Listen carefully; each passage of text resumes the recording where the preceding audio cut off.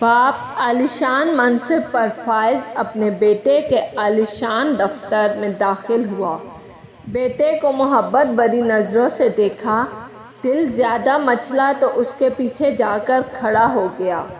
فخر سے مغلوب ہو کر بیٹے کے کندھے پر ہاتھ رکھ کر پوچھا، بیٹا جانتے ہو اس دنیا کا طاقتور ترین شخص کون ہے؟ بیٹے نے جھٹ سے جواب دیا، میں۔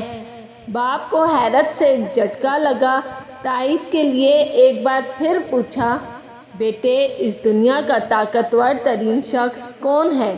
بیٹے نے بالکل پہلے جیسی متانت اور سکون سے دھیمے لہجے میں جواب دیا، میں۔ باپ کے چہرے کا رنگ متغیر ہو گیا، صدمے سے دل بجھا اور آنکھوں میں آنسو لہرا گئے۔ بیٹے کے کندھے سے ہاتھ اٹھایا اور دروازے کی طرف قدم بڑھا دیے۔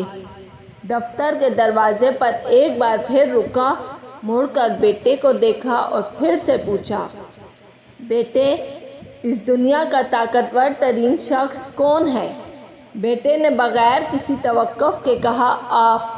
باپ کی حیرت کی انتہا نہ رہی، بیٹے کی اس بدلتی سوچ پر بہت حیران ہوا۔ تھوڑے سے قدم واپس مڑ کر اندر آ کر آہستگی سے پوچھا، تھوڑی دیر پہلے تمہارے خیال میں تم اس دنیا کے طاقتور ترین شخص تھے اور اب تم میرا نام لے رہے ہو، یہ اچانک تبدیلی کیسی؟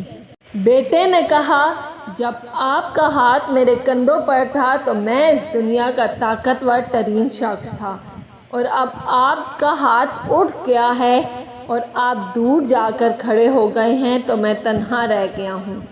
اس وقت دنیا کے طاقتور ترین شخص آپ ہو گئے ہیں۔ دیکھیے، اگر باپ بقید حیات اور اس زمین کے اوپر صحت و تندرستی کے ساتھ، اپنی دولت مندی یا اپنی فقیری کے ساتھ کسی بھی حالت میں موجود ہے، وہ اپنی اولاد کے لیے اللہ کے بعد طاقت اور ملجا کی صنعت اور امن و امان کا ضامن ہے۔ مبارک ہو ان خوش قسمتوں کو جن کے والد زندہ ہیں اور ان سے راضی ہیں۔